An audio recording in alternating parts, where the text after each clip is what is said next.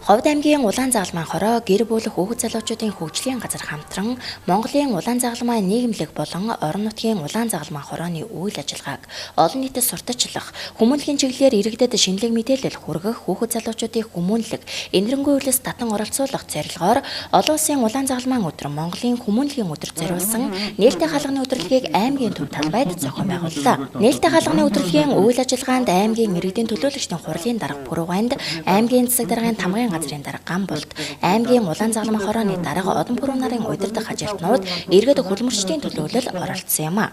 Энэ үеэр аймгийн Улаан загалмайн хорооны үйл ажиллагааг танилцуулж 2017-оос 2018 онд хийсэн ажлаар үзэсгэлэн гаргасан бөгөөд мянгад эрдэнэ өрөн суманд гал унтраах усан хүүргийг гардуулсан юм а. Өөрөөр хэлбэл энэхүү гал унтраах усан хүүргийг Австралийн Улаан загалмайн нийгэмлэг, Монголын Улаан загалмайн нийгэмлэгийн хамтарсан санхүүжилтээр олгож байгаа юм байна.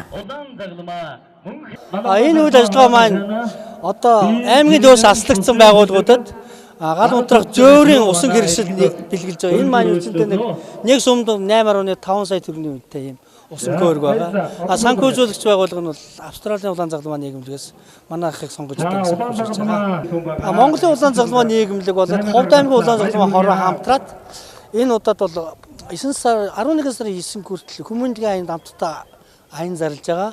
Энэ үйл ажиллагааны эхний үйл ажиллагаа өнөөдөр аймгийн иргэдийн төлөөлөгчдийн хурлаас эхний тог аяны хайрцаг гардаж явах ёстой. Энэ дөр бол хүмүүс бол өөр өөрсдийнхөө хэнд юугаараа тусалж болох байна те тэр бүгдээрээ туслаасаа гэж хүсэж байна.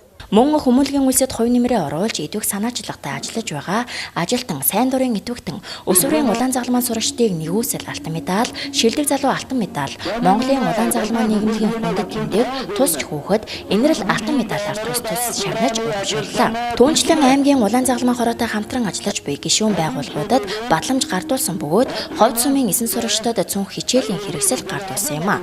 Үүнээс гадна олон улсын Улаан загалмайн өдөр Монголын хүмүүнлэгийн өдрийг тохиолдуулан хүмүүнлэгийн үйлсийн игнэнд нэгдэгчийн сэтгэлтэй сурагчдыг өсвөрийн Улаан загалмайн гишүүнээр элсүүлэх ёслолын арга хэмжээг энэ үеэр зохион байгуулсан юм.